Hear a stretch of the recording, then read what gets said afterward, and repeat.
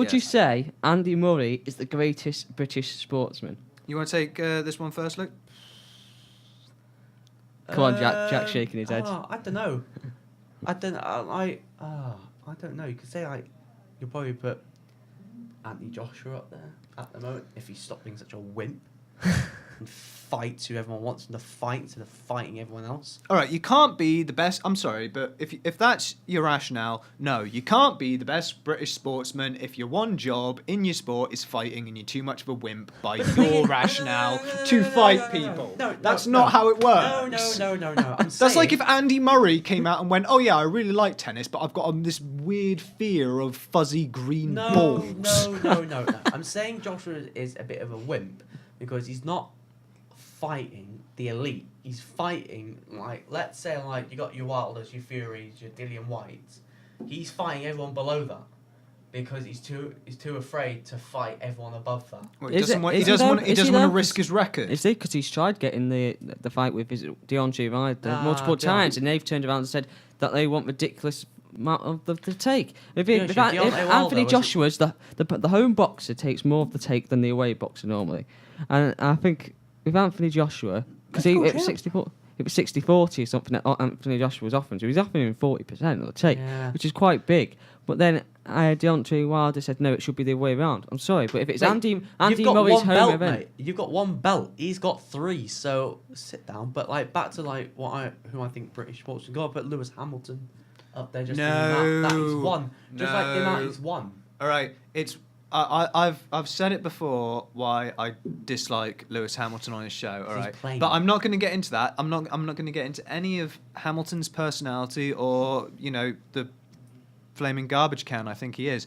But all right, the fact is I think when we're talking about this, there's so many great British athletes that you can talk about. Jessica Ennis-Hill. So, Jessica Ennis-Hill, Mo Farah, Steve Redgrave, people like that. But it's the difference between being an athlete and being a sportsman, all right? And I think being a sportsman is sort of an all-round package, and part of that does depend on how popular your sport is. Steve Redgrave, for example, fantastic athlete, but you don't see everyone crowding round every weekend to watch the rowing.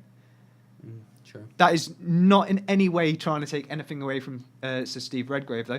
At the same time, I discount from this discussion any footballers or rugby players because that isn't someone on the same level as, say, an Andy Murray or even, say, Anthony Joshua. Or if we want to talk about British boxers, Joe Calzaghe.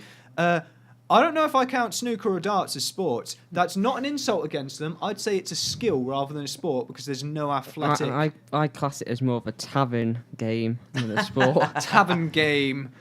We'll put Higgins over with that one guy who's really good at Skittles.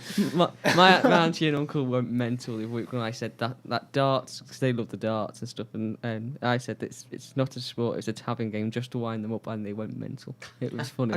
I did have a point actually about Hamilton and why Hamilton isn't the best British sportsman.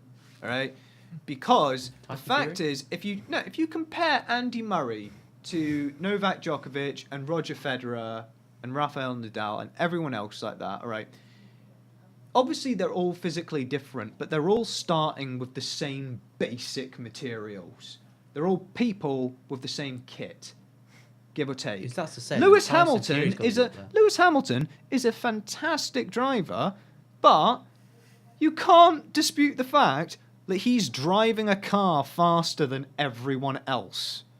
That's just a fact. The Mercedes is faster than everyone else. Would Lewis be doing so well in if we kicked Sirotkin out for a few races and just here you go, Lewis, do a couple of laps in a Williams, try and win us another race in that, You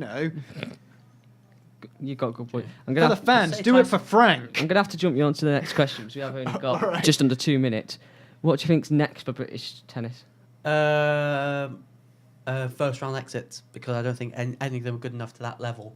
I know Carl Edmund got to the Australian Open last year, but he is streets behind. He's going to be another nearly man. I don't think he'll do very well. Dan Evans might get caught doing something wrong again. He might get banned again. So, how long was it? How long did the Dark Ages last? When years. Nothing good happened, like 700-800 years. So yes, 700 to 800 years of darkness and no more Wimbledons. I just want to say that Katie Bolter has got to the second round of the Aussie Open, so we've already beat the first round exits.